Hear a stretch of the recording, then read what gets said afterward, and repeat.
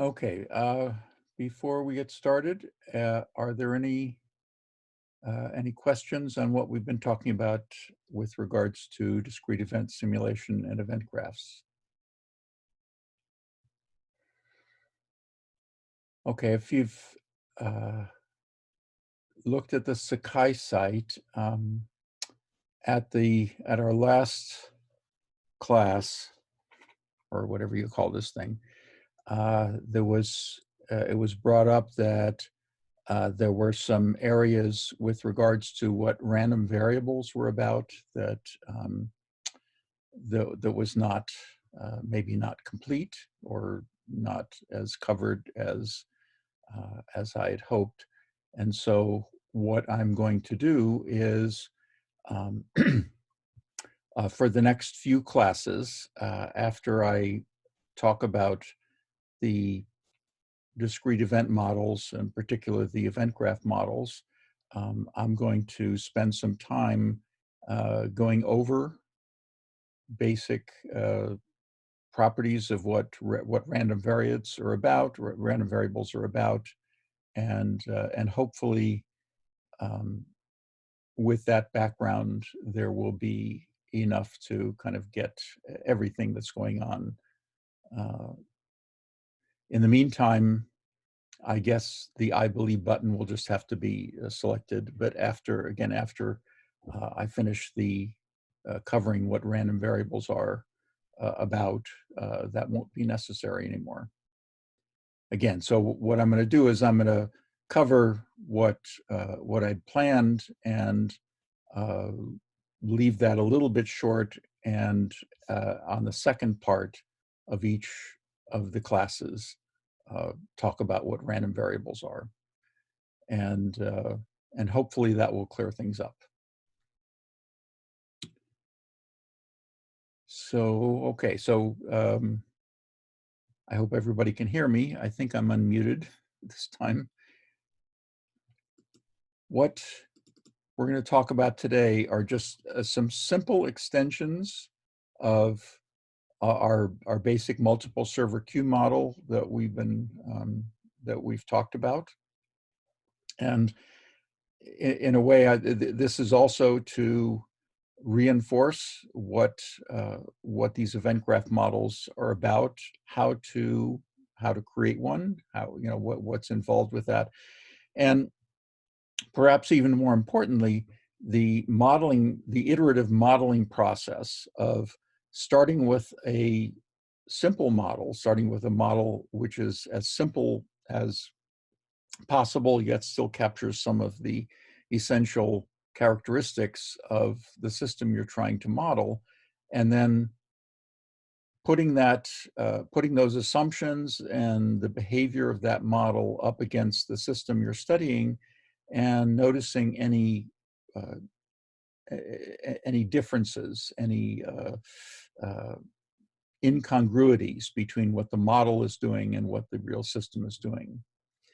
Now, the dictum, all models are wrong, means that there will always be a disparity between what the model is doing and the model's assumptions and what the real system is doing. And that's the nature of all models, as I said, regardless of how much detail you put into it.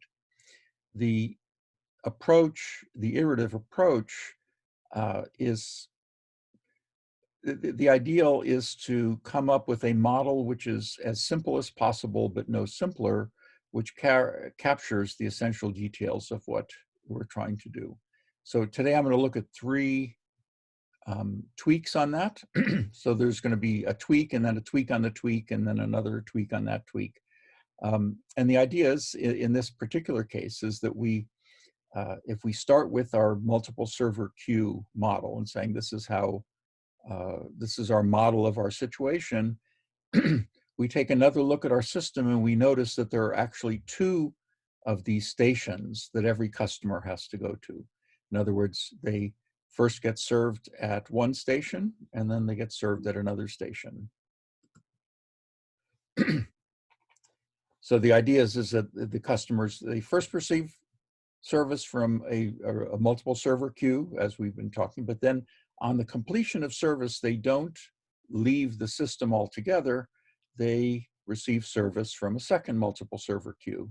And the rule for the second server, the second station, if you will, is the same as the first, in the sense that you have a certain number of identical servers, and when they're all busy and a new customer shows up, then that customer has to wait in a single line.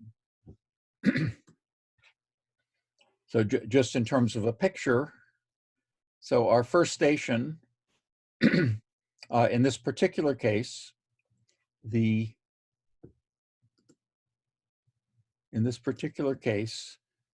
customers come in from the outside, and then they wait in one single line for service at the first station. In this particular case, there are 5 servers at the first station. When they complete service, then rather than leaving the system altogether, they go on a second line, a second queue for the second station. And in this case, there are only 3 servers at the second station. So you see that basically the servers for the stations are different. They can have different numbers. They can have different service times. So maybe take a moment and just sort of think of a system that you've encountered that has similar characteristics. So the DMV is one example, where you kind of go to one station, then you go to another, and then another, and then another. Again, we're going to start with 2, and then see what happens from there. Okay, so let's see. Okay, so let's look at our parameters. So first, we have our intra-arrival times. Those are the ones that the customers are coming in, and there's just one of those. And it's important to understand that customers do not come in and go to the second station. That's kind of a critical assumption. And when you're building a model like this, it's often easy to kind of accidentally allow customers to come into the second station. You just have to be careful about that. Okay, so the times between arrivals, that's the same as we've been talking about for quite a bit. Now, notice that there are, in our multiple server queue, we had a parameter k. Again, there's nothing magical about the letter k, but that's just what we've been using. So, but now since we have 2 stations, again, and the possibility of having different numbers of servers at each station, we need 2 parameters. See, one parameter won't suffice because that can't hold 2 values. So we need a k naught, which is the number of servers at the first station, and k1, the number of servers at the second station. What I've done with this model is I've surrendered to the 0-based indexing that we encounter in Java and Python and JavaScript and all modern languages. And as silly as it is, that's the way the world is. So we're going to call the first station 0 and the second station index 1. But these are not arrays. Now, just understand, these are all just labels. But kind of hold that thought a little bit. So if we want to extend this to n stations, then we will have to be dealing with arrays. And that's a model we'll be taking a look at in a few classes. So since the service times can be different, we identify one sequence or random sequence of service times at the first station and another for service times at the second station. So those are our parameters. Now our states, again, we need to distinguish between the number in the queue at the first station and the number in queue at the second station. They're, in a sense, the 2 variables are completely, I hesitate to use the words independent, but I'll use it in a very informal sense. They're independent in the sense that the value, you could have 10 10 people in the second queue and none in the first queue. You could have 10 in the first queue and none in the second, or everything in between, and every possible combination of numbers. So we need two different variables, because again, the number in the queue at the first station and the number queue at the second station are going to have two separate values. One variable will not suffice, so we need two. And similarly, how many available servers we have at the first station is different than the number at the second station. Again, they're two separate values. So we're going to focus on these four state variables. Now we could add in other variables like the number in the first queue, the number in the second queue, the total number, and all of those would be simply functions of these state variables and our parameters. So I'll leave it as an exercise for to say, what if I wanted to know how many customers were at the second station? What expression would hold for that? Or what if I wanted to know how many total customers were in the system altogether? What expression involving states and parameters would give me that value? Okay, so having defined our parameters and our state variables, the next step is to identify our state transitions. And so these are the state transitions. And this is, again, kind of informed by by what we had done with the multiple server queue, the single one. Again, starting with the run event, which simply initializes all of our state variables. So let's see, yes. I did not. So I will correct this. These S1 and S2, S0 and S1, I mean, should have indicated their initial values of K0 and K1. So what is it that caused, again, we look at our state variables. I mean, one systematic way to do this is to look at a state variable. And so let's take Q naught. What is it that can cause Q naught to change? Well, it can either go up when a customer arrives from the outside, or it can go down by one when we start service at the first station. And likewise, Q1 will increase when we have an arrival to the second station and decrease when we have a start service at the second station. And similarly, if we look at S0, that's the number of available servers. Its initial value is K0, the total number at the first station. And that gets decremented when we have a start service, and it gets incremented. This should be a plus. And this should be a plus. Don't know how these got in here. Oh.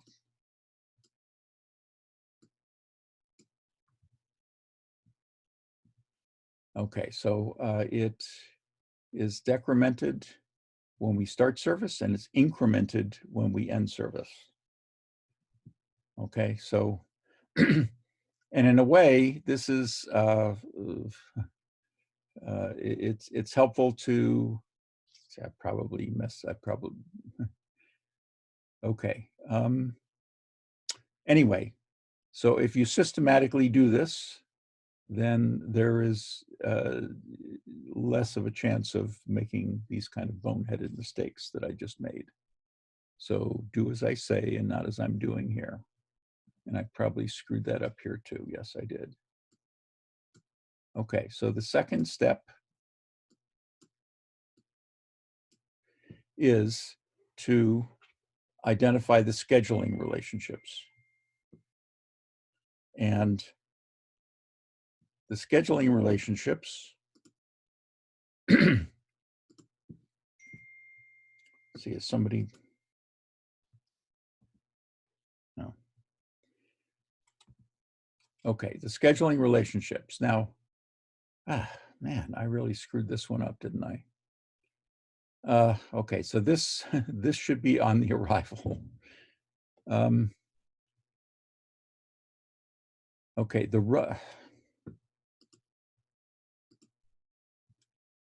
Okay, this is wrong, and this should be like this.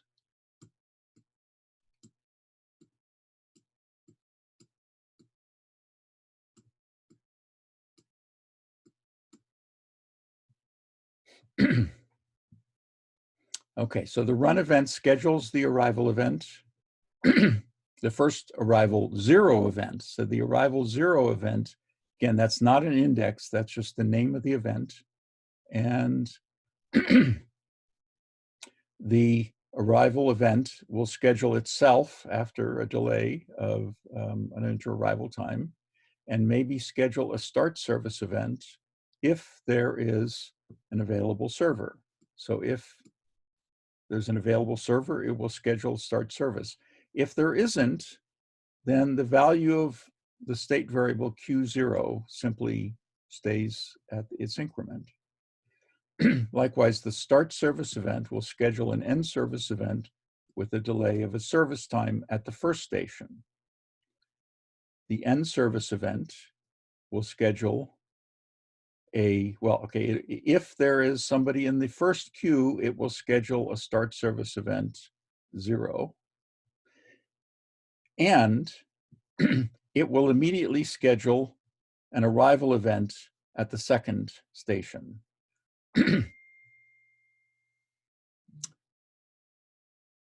Likewise, so the arrival event at the second station, again, just increments the state. We have a comparable condition for scheduling a start service at the second station. The state transition is the same except with the Q1 being incremented and S1 being decremented. And then finally, when the end service 1 event occurs, we increment our S1 state variable, the number of available servers at the second station, and maybe schedule a start service at the first station. See how this off by 1 thing screws up your language. Okay, so the end service at the second station, index 1, may schedule a start service if at the second station, if there is somebody in the queue at that station.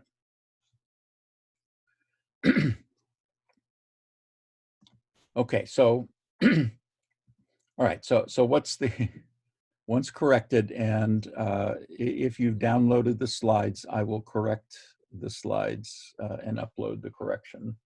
And I'm sure the following event graphs all have the same mistakes on them because I was being lazy and copying and pasting. Okay.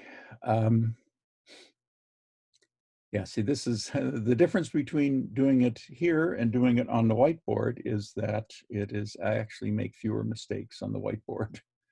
All right, so let's, all right, so now we look at our system again and we notice that in this, okay, but before I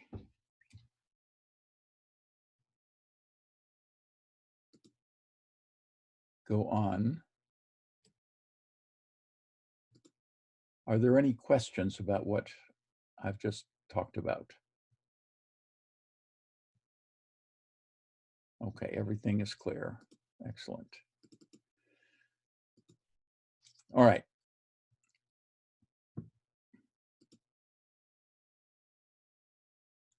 Needing this pen. All right, so now I look at our system and we notice that this scheduling event between end service at the first station and arrival at the second station had 0 delay. In other words, it took absolutely no time to go from the first station to the second station. And in the kinds of systems that we've been that I've kind of mentioned as possible possible ones, like for example at the at the DMV, the time to move from one station to the next is negligible when compared to the amount of service time and the amount of waiting time in the queue that you typically have. So assuming that the time to go from the first station to the second station, assuming it's 0 is actually not that bad an assumption in those cases. Just as the time to go from the queue to the server here on these is assumed to be 0, and in most cases that's a reasonable assumption, because the time it takes to walk from a few steps from the line you're waiting in to where, say, the teller is or the ticket counter is negligible compared to how long it's going to take when you get there. And even if you want to take that into account, in the model, you can actually just simply add that into the service time, because once you do that, you know the server has actually been seized, as it were. The server has technically begun your service when they kind of wave you forward. So if for some reason that travel time is deemed to be important, then the way to deal with it is to simply add it into the service time. However, if the time to go from the first station to the second station is not negligible, that there may be a certain distance you have to travel. You may be modeling this as maybe at an airport, the first station may be the security, and the second station may be at the gate where you have to line up to the podium there. In that case, the time to travel would be non-negligible, and so has to be taken into account. So, so that would be one extension. So the time to travel between the first and second station, we would define t as an additional parameter, and then add that on the, this should be the end service 0 to the arrival 1 arc or edge. The second station, the second extension, which we'll talk about in a little bit, has to do with sometimes, particularly in let's say a manufacturing type of setting, the second station is something that not every part might go to. One context for this is the second station might be for rework. So when at the first station you're, say, fabricating something, and then at the end, as part of the service, you inspect it, and then if it fails the inspection, then you send it to rework. And so we'll look at that model second. Okay, so I see again, this is, you can tell what I did on this. I copied and pasted. So this should be that, and then this should be a plus.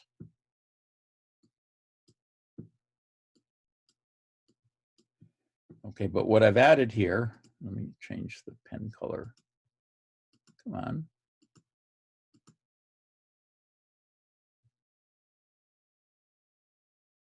Make it blue. Okay, so so what gets added here is simply this delay between the end service and the arrival event here. That's really all it takes to change the model where this was 0 to a model where it's something positive. So all we needed to do was add this parameter, the time to travel to the second station. Okay, so that's an example of how to take your basic model and and just add an additional feature. You know, so it's not always quite this easy, but in this case, it is fairly easy. Okay, so now let's look at the case of a second station with rework. And so to that we add, and here's how we can do this, or a way, is we add actually two parameters. One is we add a probability of requiring the second station. What is it? Where does that come from? That would come from the percentage of the parts that would require the rework. And to model that probability, what we do is we have a sequence of uniform 0-1 random variables. And for those of you who are still a little bit uncertain about what that is, again, all of that will be covered as in our review of random variables. And so the Boolean condition that we add is u less than p. In other words, this condition, if we have a uniform 0-1 random variable, then the probability that that's less than some value p is going to be exactly equal to p. And we add that to the end service arrival one scheduling edge. And what does that look like? Again, that looks like this. So we simply add the end from the end service at the first station to the arrival at the second station. We just simply add this condition. And again,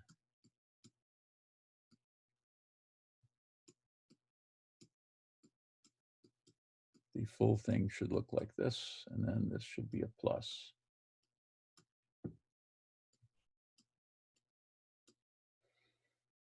Okay, so in here, not every customer, not every part, as it were, would go to this rework here.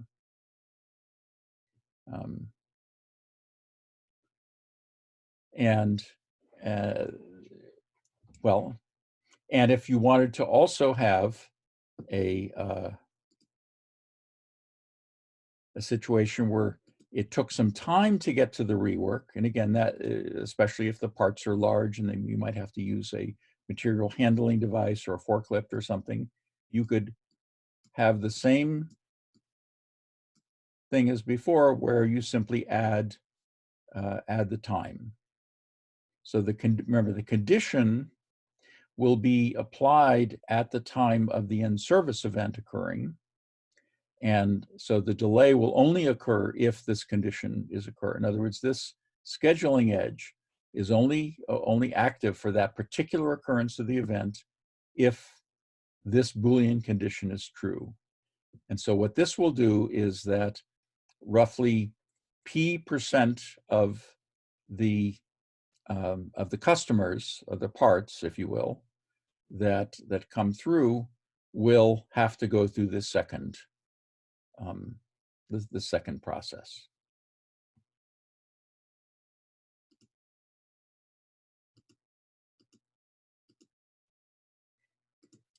Okay.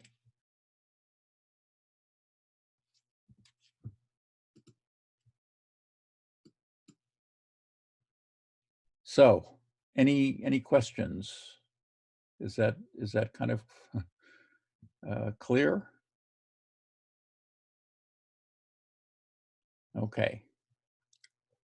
Now, what I'm going to do is, in this next part, we're going to, I'm going to start talking about what random variables are about, because that was something that was questionable.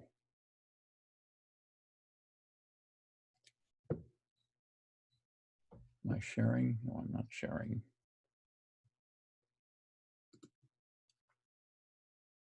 Okay, so we're going to talk about random variables now.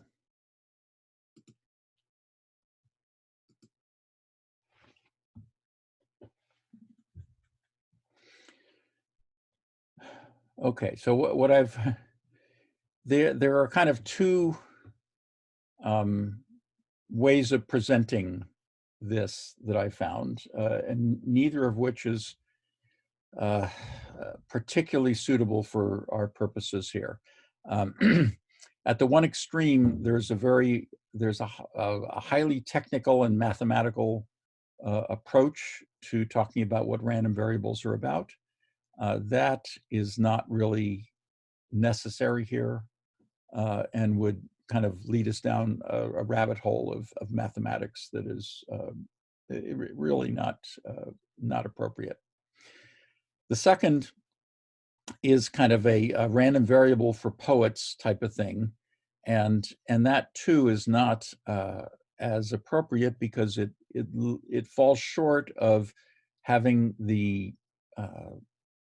key ideas presented. So I've tried to put together what I think is going to be the at least the kind of appropriate middle ground for our simulation. Okay, so the assumptions is that you've had a course in basic statistics, so you have encountered at least somewhat the idea of randomness and probably applied it in a statistical context. I also assume that you understand the fundamental properties of what probability is about, because those are typically covered in even a statistics class that doesn't delve deeply into what random variables are about. But based upon the comments from last week, I assume that you have not had a lot of exposure to random variables and what their properties are. Again, in many introductory statistics classes, that isn't covered as extensively as what is required to really have them in your toolkit for simulation. So this is going to be a brief overview of the basic properties of random variables. Again, it's going to be over several classes. And so at the end of this, you should be able to get enough to understand how to use random variables in simulation so that you will not be just completely treating them as a black box. And just understand that once we start talking in simulation, we're going to talk about random variates, and there's a technical difference between a random variable and a random variate. It's not terribly important, but it's anyway. I don't want to be lying. So when we talk later in the class about some more specifics about this, that'll become hopefully clearer. Okay, so the overall overview is we're going to talk about what a random variable is, at least informally, and then talk about what discrete or versus continuous random variables are about. So in this first slide set, we're going to focus exclusively on discrete random variables. And once we've finished with that, then we will talk about continuous random variables, which are actually the more important ones. But both are important. We encounter both of them, both in simulation as well as in other contexts. And okay, with someone, are we?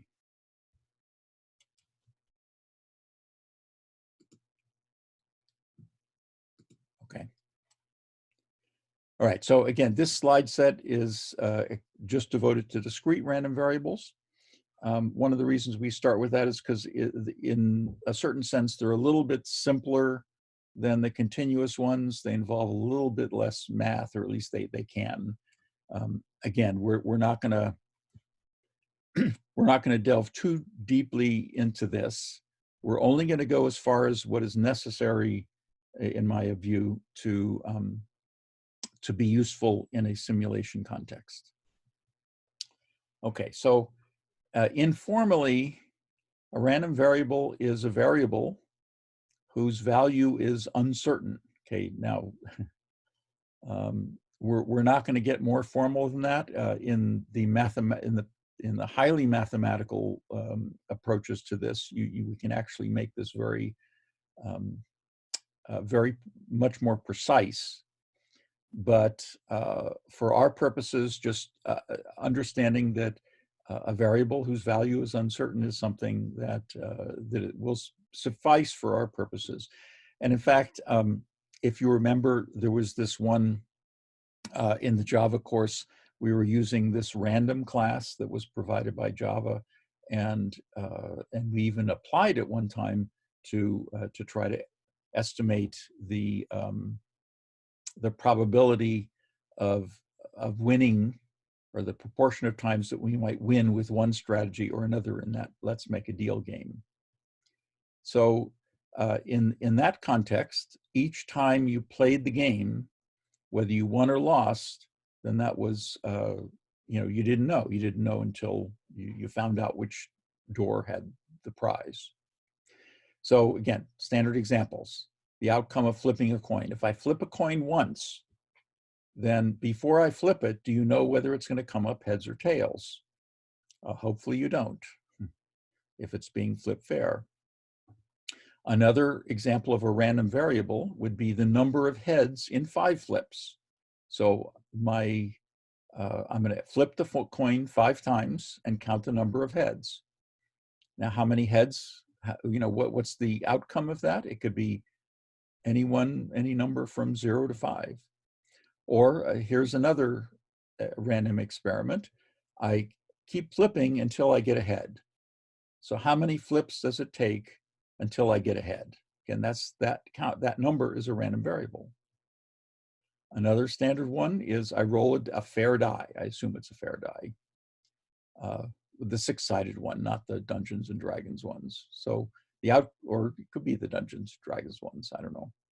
But the outcome, regardless, the outcome of that is going to be uncertain before I roll it. It's certain only once I've rolled it. Another example would be I roll 2 dice and add the 2 numbers up. Now here's some other examples of random variables. How long does it take to read this slide? Well, that's going to be pretty much any positive value in principle. So that, unlike the first ones, that's something that can take on any value. Another random variable would be observing a uranium atom and noticing how long it takes for that to decay. Again, how long does that take? That could be any positive value. One that we've encountered at least a little bit would be the times between customers arriving to a facility. Again, that can be any positive value. Okay, so these are all examples of random variables. Now, discrete random variables are ones that can only have a finite or countable number of possible values. Countable are typically things like, well, the integers, or the positive integers, the non-negative integers, things like that, the rational numbers. The random variables we'll be dealing with are all going to be on the integers typically. So we can think of them as something that could be either a finite number of integers or a possibly infinite number of integers. So let's look at some examples from the ones that we talked about on the previous slide. So the outcome of flipping a coin, the set of possible values of a random variable is called the range. And the name isn't as important as just the concept. The concept is the range of a random variable are the possible values that it can take. So if we flip a coin, the range is either heads or tails. Okay, so we can kind of think of it that way. Or the number of heads in 5 flips, now the range would be 0, 1, 2, 3, 4, or 5. So again, that's a discrete random variable because it can take only, in this case, 6 possible values. If I flip a coin n times, then the range would be 0 through n. Again, n plus 1 possible values. And so that would be for any particular time that I say flip it n times, the range will be some value. but I don't know what it is beforehand. Okay, so I'm getting,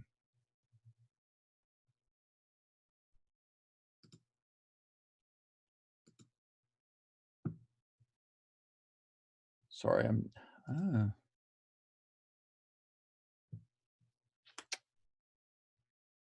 did somebody ask a question? This thing is not.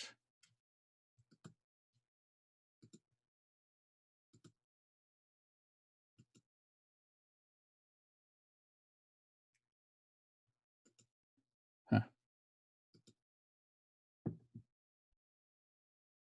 Okay, well, can't seem to.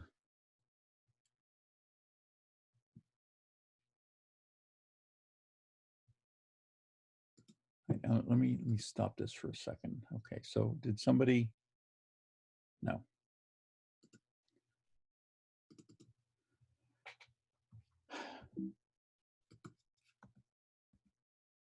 Okay, where are we? Oh, all right. So now, if we look at the number of flips until we get ahead, then the range for that is 0, 1, 2, or up to infinity, basically. I mean, in principle, there is a positive probability that it will take a certain number. There's a positive probability, for example, that it will take 1,000,000 before we get ahead. That, of course, depends on what the probability of getting ahead is. But in this case, see, this is an example of a countable range. If we roll a die, then our range is 1 through 6. And if the sum of rolling 2 die, the range is 2 through 12. And just in general, if we roll n dice, then the range would be n through 6n. Okay, so the possible values, and what makes it random is that we don't know what its value is before we do it. Now, the thing about discrete random variables is that they can be defined by assigning a probability to each possible outcome in its range. We will typically denote a random variable as a capital letter. And for a random variable x, the function that maps x into the little x into the probability of little x is called the probability mass function, or PMF. So it's usually denoted as a small p of x, and that's equal to the probability that a random variable x is equal to little x for all little x in the range of x. Okay, so the probability mass function is an important element, important feature of every random variable. So here are some examples. So if we flip a coin once and let p be the probability that it comes up heads, and we're going to set our random variable equal to 1 if it's heads and 0 if it's tails, then our probability mass function is equal to p if x is 1 and 1 minus p if x is 0, because the probability that we get a heads is p, and the probability that we get a tails is 1 minus p. And so the graph of the probability mass function is over here. So this is the probability mass function for the experiment of flipping a coin once and coming whether 1 if it heads, 0 if it tails. And this actually has a name. It's called Bernoulli.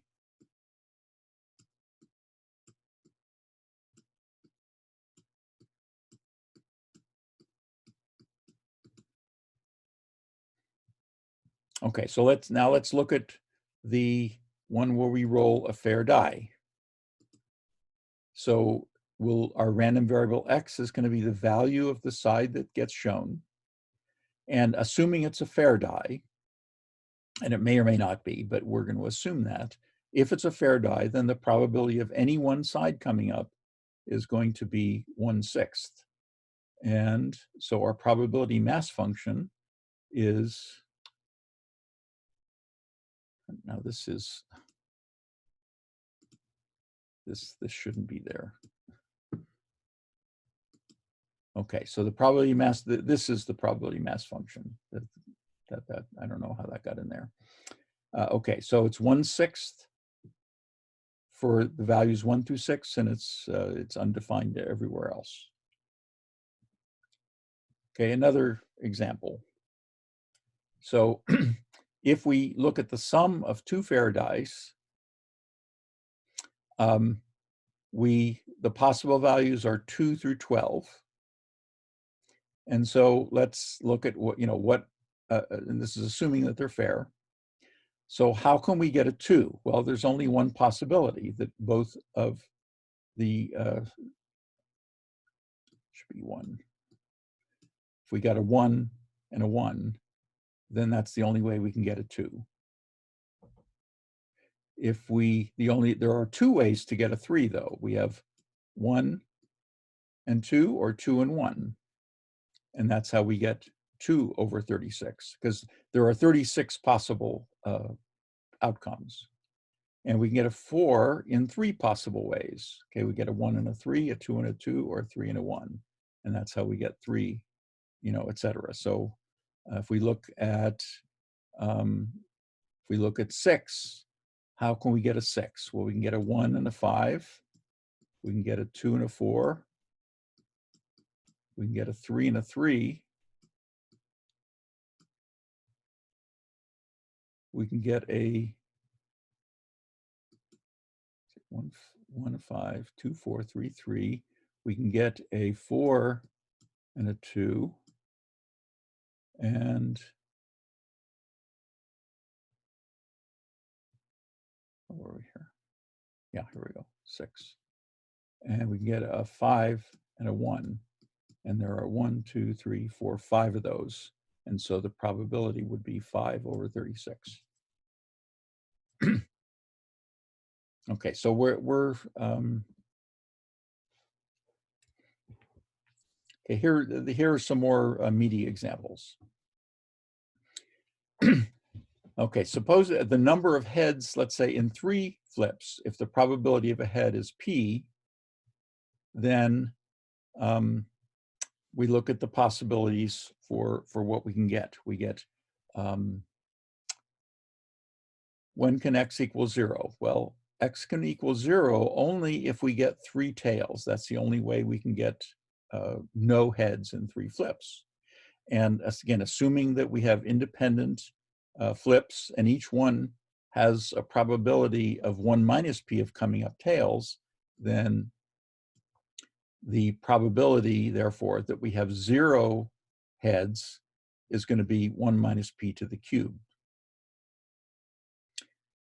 Looking at x1, what are the possibilities? Well, we can get a head and 2 tails. We can get a tail, a heads and a tail, or 2 tails and a head. So these, each of these has a probability of p times 1 minus p squared, because the probability of heads is p, and we have 2 tails, each of which has probability 1 minus p. But there are 3 possible combinations of those, and so we have 3 times p times 1 minus p squared, and that's how we can get 1. The way we can get 2 is to have 2 heads and a tail, a head, tail, head, head, head, and each of these has the probability p squared, that is 2 heads, and 1 tail, which is 1 minus p. So we get 3 p squared 1 minus p. And then finally, the only way we can get 3 heads is if we get all 3 heads. The probability of that is p cubed. Okay, I'm going to stop here. And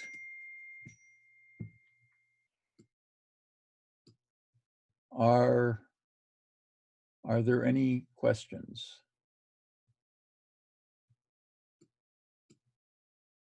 Okay, so Now for tomorrow, I've asked you to do a little bit more reading in the discrete event simulation handout. We're going to talk about canceling edges and parameters on edges and see how that applies to models. And hopefully the models won't be as error prone as the ones I have today. Um, Again, I apologize for that. And if there are no questions, that's it for today.